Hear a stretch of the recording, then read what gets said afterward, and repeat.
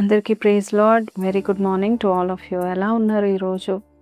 కొన్నిసార్లు మనము వేటినైతే ఎక్కువ వెంబడిస్తామో అది దూరంగా పారిపోతూ ఉంటాయి. చాలాసార్లు మనము మనుషుల్నే కావచ్చు, డబ్బునే కావచ్చు, ఏదైనా ఎక్కువ కావాలి కావాలి కావాలి అని మరి మనం ఎక్కువగా ఆలోచన చేస్తూ ఉంటే ఎంత ఎక్కువ కావాలనుకుంటే అంత దూరం వెళ్తాయి. కానీ ఈరోజు దేవుడు మనతో మాట్లాడుతున్నాడు. ముఖ్యంగా ఆశీర్వాదాలు చాలామంది డబ్బు విషయంలో ఇదే చూస్తూ ఉంటారు. అందుకే సొలొమోను కూడా 23వ అధ్యాయం సామెతలు 5వ వచనంలో మనం చూసినట్లయితే, నిశ్చయంగా అది రెక్కలు ధరించి ఎగిరిపోవును, పక్షిరాజు ఆకాశంకి ఎగిరిపోనట్లు అది ఎగిరిపోవును అని చెప్తూ 4-5 వచనాల్లో ఐశ్వర్యం పొంద ప్రయాస పడుకుము, నీకు అట్టి అభిప్రాయం కలిగిన దాన్ని విడిచిపెట్టుము, నీవు దాని మీద దృష్టి నిలిపిన తోడనే అది లేకపోవను. ఏదైతే దృష్టి ఫోకస్ చేసేది కావాలని మనము అనుకొని అది పొందుకోవాలని ప్రయత్నం చేస్తే వెళ్తుందంట. కానీ ఎలా పొందుకుంటాము?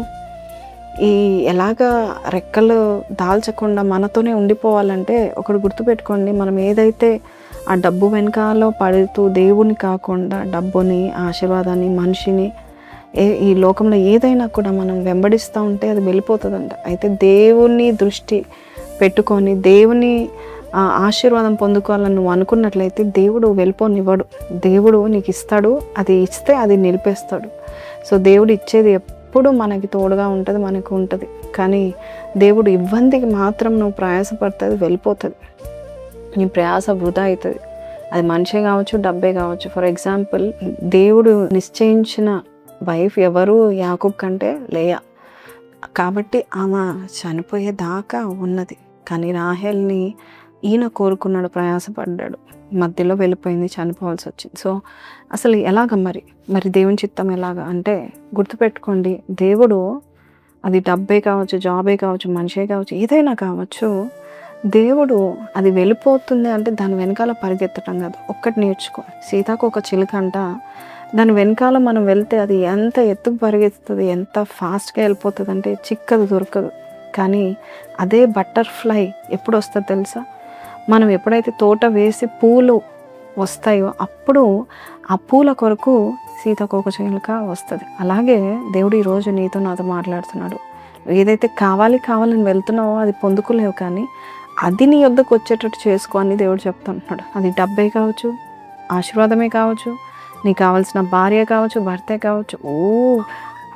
అదే పనిగా నువ్వు వెళ్తే దాని మీదే దృష్టి పెడితే రాకపోవచ్చు, దక్కకపోవచ్చు. కానీ దేవుడు అంటున్నాడు, నన్ను వెతుకుతే నీకు ఇవన్నీ సమకూర్చబడుతూ ఉంటాయి. ఎందుకు అంటే దేవుడు జ్ఞానం ఇస్తూ ఉంటాడు. మనము తేనెటీగా తేనె మనకు కావాలంటే మనం ఏం చేయాలంటే పూలు కావాలి, ఆ చెట్లు కావాలి. సో మనము స్టార్ట్ చేస్తే ఆ తేనెటీగలు అవే వస్తాయి.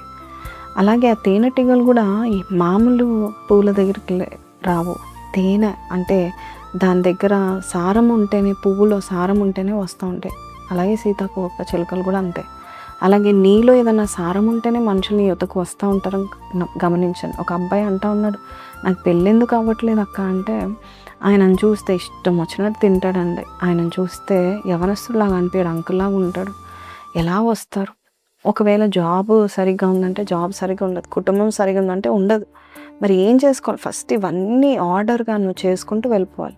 మా భార్య రావాలంటే వాళ్ళు ఫస్ట్ మనుషులు చూసేది ఏంటంటే జాబ్, మంచిగా జాబ్ చేసుకుంటున్నావా లేదా.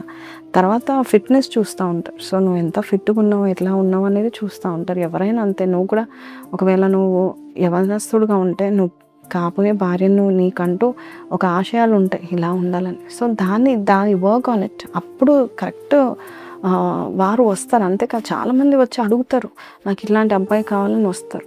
నువ్వు వాళ్ళ వెంట వెళ్ళడం కాదు, నువ్వు అమ్మాయిల వెంట తిరగడం కాదు, అమ్మాయిలు నీ దగ్గరకు వచ్చేలాగా దేవుడు చేస్తాడు. నీ భార్య నీ యొద్దకు తీసుకొస్తాడు దేవుడు. అయితే దేవుడు he wants you to work on this. కాబట్టి సీతాకోక చిలుకలు మన దగ్గర రావాలి. మనం దాని వెనకాల పరిగెత్తలేము, అది అంతు చిక్కదు. కానీ ఎప్పుడైతే నువ్వు ఒక తోటను నిర్ణయించుకుంటావో, ఒక తోటను నిర్మాణించుకుంటావో, ఆ తోటలో ఉన్న పూల బట్టి ఒకటిగా చాలా సీతాకోక చిలుకలు వస్తాయి. అలాగే డబ్బు కూడా అంతే. సో నువ్వు నీ స్కిల్ మీద నువ్వు నువ్వు వర్క్ చేసుకున్నట్లయితే నీ యొక్క మరి సామర్థ్యం మీద నువ్వు ఎఫర్ట్ పెడుతున్నట్లయితే ప్రతిరోజు లేచి ఆ జిమ్కి వెళ్ళి ప్రతిరోజు లేచి ఆ కోర్సెస్ చదువుకొని మంచి ఉన్నతమైన పొజిషన్కి నువ్వు వచ్చినట్లయితే మనుషులు నీ వద్దకు వస్తారు, వెంటాడతారు, ఆకర్షితులు అవుతారు. కాబట్టి ఈరోజు ఆ డబ్బు కొరకు, ఆ మనుషుల కొరకు, ఆ స్నేహితుల కొరకు, ఆ అమ్మాయి కొరకు, ఆ అబ్బాయి కొరకు పరిగెత్తడం ఆపేసేయండి. దేవుడు నీకు ఇస్తారు. ఎప్పుడు ఇస్తాడంటే నువ్వు ఎలిజిబుల్ అవ్వాలని, నీవు ఎలిజిబుల్ కావడానికి అన్ని మార్గాలు దేవుడు తయారు చేసి పెట్టాడు. You just have to work on it అంతే. సో ఈరోజు ఆ తోటను క్రియేట్ చేయండి. వస్తారు, అందరూ వస్తారు. నువ్వు ఏ తోట అయితే వేస్తున్నావు తోటను క్రియేట్ చేయండి. కానీ నువ్వు ఎవరి వెనకాల పరిగెత్తడానికి, ఏ ఆశీర్వాదము, ఏ డబ్బు వెనకాల పరిగెత్తడానికి వీళ్ళేది. దేవుడైతే దయచేస్తాడు. అయితే you work on yourself. అవే నీ వద్దకు వస్తాయి. ఎందుకంటే దేవుడు మనిషిని అలాగ కలుగచేసి ఉన్నాడు. ఈరోజు దేవుడు నిన్ను కూడా అలాగే కలుగచేసి ఉన్నాడు. సో నువ్వు అందరి వెంట వెళ్ళి నీ మనసు పాడు చేసుకొని నేను వేస్ట్ అని నువ్వు అనుకోవడం అది సాతాను గుణం, సాతాను ఇష్టపడేది. కానీ దేవుడు అలా కాదు. He wants you to grab everything. ఎలాగంటే నీ చుట్టూ అవి ఉండాలని దేవుడు కోరుకుంటున్నాడు. దేవుడు అలాగ తయారు చేస్తాడు. అయితే నీవు ప్రార్థన చేసుకో. Help me to work on my self అని ప్రార్థన చేసుకో. ఆ సంబంధాలు అవే వస్తాయి, ఆ డబ్బు అదే వస్తుంది, ఆ మనుషులు, ఆ బంధువులు, ఆ స్నేహితులు వారే వస్తూ ఉంటారు. వాళ్ళకంటే బెటర్ అవ్వు. God will bring them to you. చిన్న ప్రార్థన చేస్తాను, కళ్ళు మూసుకుందాం. పరిశుద్ధుడా, మహోన్నతుడు తండ్రి, ఏదైతే మేము రాబెట్టాలని కోరుకుంటున్నామో దాని వెనకాల ప్రయాసపడినా రావట్లేదు ప్రభా. ఎప్పుడైతే నీ పాదాల చెంత మేము చేరి నేను అడుగుతున్నామో అప్పుడు నీవు అది రాబెట్టుకోవడానికి కావాల్సిన జ్ఞానంను, సమయంను, సామర్థ్యాన్ని మాకు దయచేస్తావు నాయన. మరి ఈరోజు యవనస్తులు చాలామంది వింటున్నారు, అలాగే కుటుంబీకులు వింటున్నారు, అయ్యా బిజినెస్ చేసేవాళ్ళు వింటున్నారు, జాబ్ చేసేవాళ్ళు వింటున్నారు అయ్యా నాయన. మరి ఎంతోమంది ఒక వైనస్ కార్యక్రమం వింటున్నారు కదా నాయన. వారందరితో నువ్వు మాట్లాడి ఉన్నావు. నువ్వు దేని వెంట పరిగెత్తి నీ టైంని, ప్రయాసాన్ని నువ్వు వృధా చేసుకోవడానికి వీల్లేదు. కానీ నేను ఇస్తాను, నన్ను నమ్ము, నీ సామర్థ్యాన్ని పెంచుకొని నువ్వు చెప్తున్నావు నాయన. అయ్యా ప్రతి బిడ్డను ఎదిగింపచేయండి అయ్యా.